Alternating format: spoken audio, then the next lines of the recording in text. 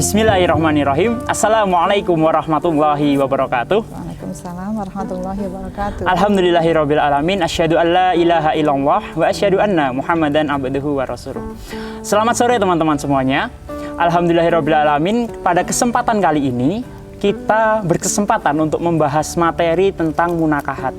Nah, saat membahas materi ini kebetulan kita sudah dibersamai oleh Ibu Dr. Andes Sri Haningsih, Magister Agama, yang akan membahas lebih dalam tentang apa itu munakahat. Beliau kebetulan adalah sebagai dosen Fakultas Ilmu Agama Islam, program studi pendidikan agama Islam. Selamat sore Ibu. Selamat sore. Selamat sore.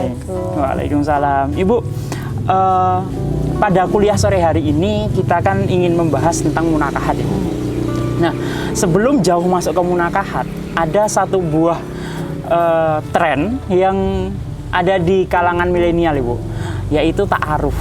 Nah, orang ini seringkali menganggap ta'aruf ini adalah masa untuk pendekatan antara laki-laki dan perempuan, gitu kan Bu. Pendekatan. Hanya saja kadang dalam prosesnya banyak orang yang melakukan ya asalkan nggak dekat-dekatan, asalkan nggak berduaan, aku ta'aruf kayak gitu. Nah, sebenarnya ta'aruf ini apa sih? Oke. Terima kasih Mas Robi. Assalamualaikum warahmatullahi wabarakatuh. Adik-adik sekalian yang sangat Ibu banggakan, pada kesempatan kuliah sore hari ini kita masuk pertemuan ke-8 setelah UTS. Kita akan kaji bersama dengan pokok bahasan munakahat. Sebelum Ibu masuk pada konten munakahat, baiklah sebagaimana yang disampaikan teman kita ya yang paling ganteng sendiri ini ya, adalah ta'aruf. Adik-adik sekalian, kalau kita bicara ta'aruf itu sudah semua udah ngerti sih, dari awal juga ada ta'aruf gitu ya. Ta'aruf itu perkenalan dari arufa ya'rifu. Kita tahu. Tak kenal maka tak sayang. Gitu kan kira-kira. Iya. Nah, ta'aruf pada kesempatan sore hari ini kaitannya dengan pokok bahasan kita munakahat adalah maksudnya itu perkenalan antara calon mempelai laki-laki dengan mempelai wanita. Tapi bingganya adalah Islam syar'i, tidak boleh asal begitu saja. Asal begitu saja. PDKT, pendekatan semaunya sendiri. Karena apa? Tahu sebenarnya? Apa? Karena SIM-nya belum sah. SIM-nya belum sah. Tahu SIM. Apa Ibu itu SIM? Surat izin menikah. Oh, belum. Bukan. Menggandeng. Oh, menggandeng. Itu kira-kira sebagai romantik kebuka di kesempatan sore hari ini di awal. Karena kita membahas tentang munakahat Ibu, munakahat tadi kita sudah diawali dengan ta'aruf. Jadi teman-teman, ta'aruf itu perkenalan ya antara laki-laki dan perempuan, bukan malah lebih dari perkenalan kayak gitu. Jangan sampai ta'aruf kita ini melebihi perkenalan. Nah, seperti yang dibahas pada sore hari ini tentang munakahat, ada beberapa hal yang mungkin jarang sekali kita dengar. Dalam munakahat ini kita mengenal istilah namanya khitbah. Nah, apa sih itu khitbah? Mungkin Bu Sri Haningsih bisa menjelaskan. Baik, terima kasih. Adik-adik sekalian yang Ibu sayangi, bahwa pada pokok bahasan perkuliahan kita di kesempatan sore hari ini ya, yang pertama munakahat ya, kalau ada alif ada ta makna salim itu mesti yang dibicarakan banyak, tidak hanya bagaimana hukumnya, pengertiannya, begitu Mas Robi. Nah, masuk pada apa yang Mas Robi tanyakan tadi, khitbah ya, dia adalah masuk kategori subbab pranikah. Jadi kalau Mas Robi besok mau menikah, itu pranikahnya khitbah gitu ya. Jangan langsung selonong boy, nggak boleh. Berarti saya harus menghitbah dulu. Ya lah, khitbah gitu. Baik Ibu sampaikan ya, itu adalah merupakan apa ya? Ada semacam ketok pintu. Kalau di daerah Pantura itu apa ya? Izin gitu ya Ibu? Izin. Jadi melamar, sebelum melamar deh. Sebelum ya, melamar. ta'aruf tadi itu. Memperkenalkan diri kepada keluarga. Tidak hanya seperti itu sih ya, ada ya memang tahapannya itu merupakan izin mau mengikat.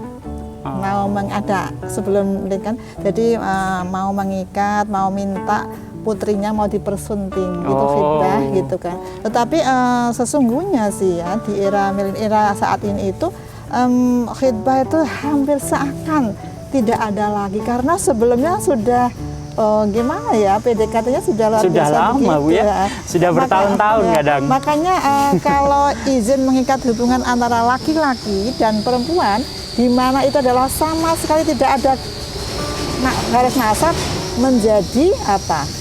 Menjadi banyak fitnah di luar itu, Bu? Bukan itu yang dimaksudnya. Adalah karena izin adalah supaya ada lampu hijau. Supaya ada lampu Jadi hijau. asalnya kan tidak boleh nanti dia setelah proses yang dilalui ta'aruf, ada khidbah, nanti ada ijab qabul, 1 bantal boleh 2 kepala.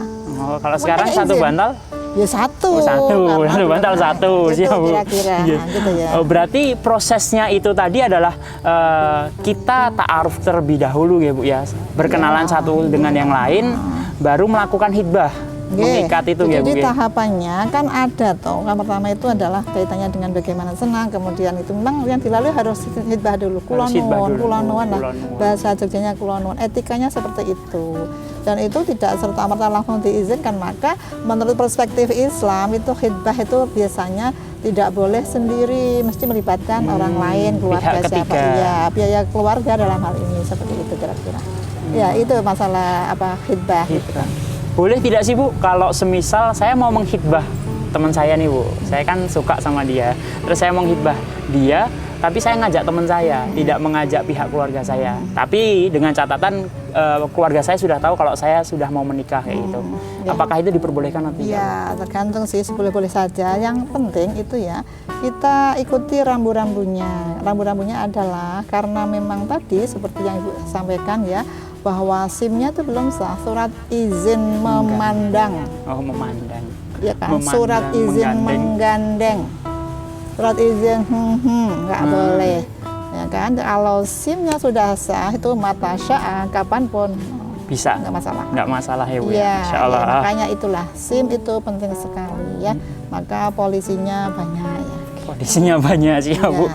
Nah, setelah proses menghitbah ini ada proses apa lagi, Bu? Ya, setelah khidbah itu kan kalau budaya kita ya di Indonesia itu ada istilah meminang. Sesungguhnya tuh bedanya apa sih khidbah meminang? Seakan-akan sudah Sama gitu ya? Bukan. Meminang seakan-akan sudah masuk positif gitu, sudah seakan-akan sudah lampu hijau gitu. Setelah itu nanti setelah khidbah ya melamar kayak gitu. Ya gitu. Berarti meminang itu tadi melamar itu tadi ya, Bu ya? Atau ya, beda? Iya, itu tergantung, bisa saja sih Mas, meminang itu termasuk melamar, tetapi sekali lagi ini adalah rangkaian proses pranikah seperti itu. Jadi kita ada rambu-rambu yang bisa dipertanggungjawabkan sesuai dengan syariah, tidak. Tapi sesungguhnya bukan berarti itu tujuannya apa, supaya nanti setelah nikah ya, setelah tahu itu tercapai bagaimana menciptakan keluarga yang sakinah mawaddah warahmah dan mubadalah. Di terakhir mubadalah itu adalah saling. Sederet kata saling menghargai, saling menghormati, saling menutup kekurangan, menerima kelebihan, itu mubadalah. Itulah pentingnya mengapa ada pranikah itu ada khidbah, tidak langsung tutup poin. Wes aku seneng, langsung gitu. gas gitu ya, Bu ya? Oh, Gaspol. ya, Itu nggak gaspol, boleh ya. gitu ya, Pak. Makanya ada proses khidbah terlebih dahulu sebelum meminang. Ya. Nah, yang terjadi saat ini, Bu, kan biasanya pranikah itu begitu ta'aruf langsung menikah. Kadang masa khidbah ini kadang dianggap tidak ada gitu, atau seringkali dilewati. Nah, ini sebenarnya bagaimana sih, Bu? Apakah diperbolehkan atau tidak diperbolehkan? Ya, kalau bicaranya hitam putih, diperbolehkan dan tidak diperbolehkan bukan seperti itu, Mas Robi. Jadi begini ya, itu adalah rangkaian proses supaya nikah sesuai dengan syarat dan rukunnya. Benang merahnya itu ada pranikah. Pranikahnya itu bukan seperti yang maaf ya, kadang-kadang ibu lihat itu sudah seperti suami istri, bukan itu. Jadi khidbah adalah melihat bakal calon istri untuk diketahui hal-hal yang memang nanti menjadi konflik. Nah, maka bagaimana syar'inya? Kata yang perlu digarisbawahi adalah melibatkan orang lain. Ya dalam hal ini ya sama ya perempuan yang itu amanah nanti akan disondingkan kepada calon mempelai laki-laki bahwa calon istri itu begini, bagaimana bla bla bla, begitu itu khidbah. Itu menghitbah. Begitu, Jadi ya. kalau istilahnya lampu lalu lintas itu adalah tahap kuning ya, Bu ya. Jadi hati-hati, atau istilahnya kita sebelum ke hijau itu kita mengenali dulu siapa calon kita gitu. Nggak cuma sekedar ta'aruf tapi bisa lebih dalam lagi gitu. Oke, Jadi seperti itu biar kira-kira. tidak ada kesalahpahaman nantinya ketika sudah menikah seperti itu. Ya. Nah, masuki tema tentang meminang, Bu. masih di dalam bab pranikah. Meminang ini kan saya juga sebagai calon suami ya Bu ya. Saya juga sebagai seorang laki-laki. Saya sebagai seorang laki-laki Bu. Iya ya. Gimana sih Bu etika atau cara meminang yang baik? Ya, begini Mas Robi dan teman-teman semua, bahwa khitbah dalam hal ini meminang itu adalah harus semua itu rangkaian gitu ya. Nah, karena itu adalah istilah saja, sesungguhnya yang dalam fikih itu disebutkan adalah khitbah karena itu adalah tahap awal yang dilalui supaya dalam menggapai bagaimana keluarga yang sakinah mawaddah warahmah itu. Nah, kita kan harus open, tetapi opennya itu syar'i, bukan langsung open semuanya sendiri, apalagi naudzubillah sampai pegang-pegang, SIM-nya belum sah, surat izin memegang, telapak tangan, ada ini nggak boleh. Itu kira-kira. Itu kira-kira. Baik, kira-kira itu ya sebagai akhir dari menit terakhir di kesempatan sore hari ini pada kesempatan pertemuan ke-8 setelah UTS saya sampaikan bahwa kata kuncinya adalah khitbah merupakan hal-hal yang terkait dengan mata rangkaian menakahat ya, karena apa sih? Kalau tidak khitbah terlebih dahulu dikhawatirkan nanti terjadi hal-hal yang tidak diinginkan. Dalam hal ini izin khitbah tersebut memiliki gitu ya, itu adalah dasarnya adalah fikih gitu ya, harus difahami dulu supaya nanti pada masuk kepada jenjang pernikahan sudah tidak ada hal-hal yang sifatnya misunderstanding, kesalahpahaman. Demikian, semoga bisa kita pahami dan saya kembalikan kepada Mas Robi. Terima kasih Bu Sri Haningsih. Alhamdulillah pembicaraan kita tentang munakahat pada sore hari ini telah usai. Jadi teman-teman menjadi catatan sangat penting kenapa kita harus melakukan khitbah sebelum akhirnya kita masuk ke jenjang pernikahan yang lebih serius, agar kita lebih mengenal siapa sih sebenarnya pasangan kita, agar kita bisa antisipasi antara oh ternyata pasangan saya memiliki kekurangan seperti ini, ternyata saya memiliki kekurangan seperti ini, apakah itu cocok atau tidak. Nah, itu menjadi rambu-rambu bagi kita agar kedepannya kita bisa sama-sama antisipasi, kalau kata Bu Sri Haningsih tadi, bisa sama-sama saling melengkapi, memahami, mencintai, menyayangi ya Bu ya. Makanya sebelum masuk ke tahap pernikahan itu kita melakukan agar kita memiliki keluarga yang sakinah, mawaddah, warahmah. Dengan bekal mawaddah dan bekal rahmah, semoga menjadi keluarga yang sakinah seperti itu.